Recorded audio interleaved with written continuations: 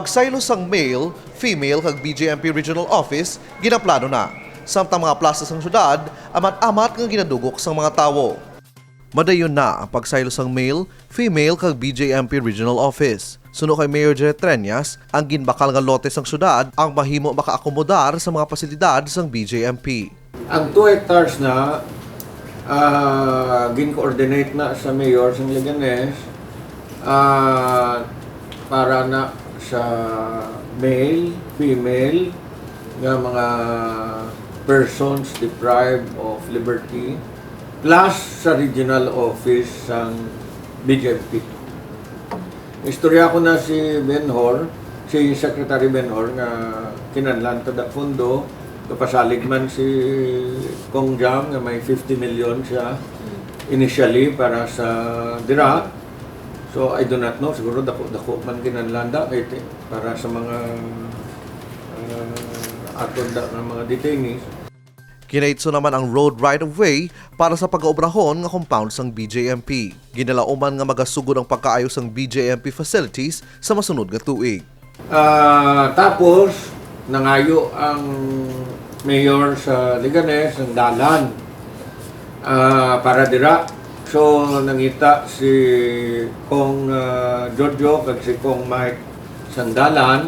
I think napasulod 28 million para sa dalan. Parang mapasemento ng dalan dira. Hopefully they will be able to start working on that by next year. No? Parang i-bakit naman hindi. Ang bago nga BJMP dorm ang mahimo man nga mangin sentro sang livelihood training para sa mga persons deprived of liberty, kaangay sang ginahimo na sa karon nga pantry training. Isaylo na to sila 2 hectares. Dako-dako na to sila, maka-farming sila. Mabutang man ta facilities para nga makatudlo kita to. Kay nagatudlo kita subong sa ila to sang baking, no? So, kanamit man sa mga naubra nila ng pantry.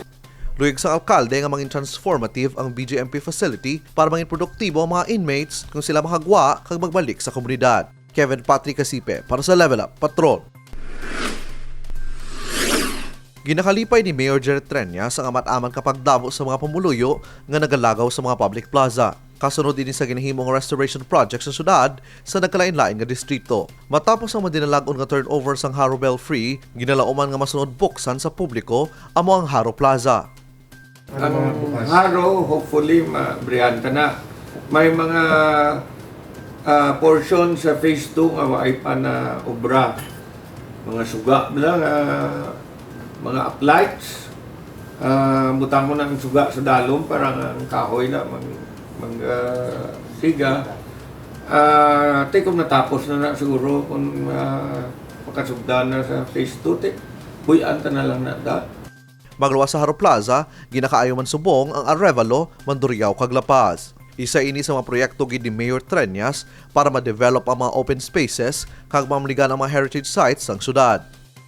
Ang Arevalote, libot naman to tao. Ang Molo, okay naman. Ang diri sa Libertad, okay naman. Ang sa La Paz, dako pangulubrahon. Ang sa Mandurriao, dako pangulubrahon. Balaan yung Mandurriao, nubo. Tikay man ubo, ang drainage taging pasaka gina by 18 inches. So kung pasakaon mong drainage, eventually ang dalan na pasakaon mong git. Basta ang football field.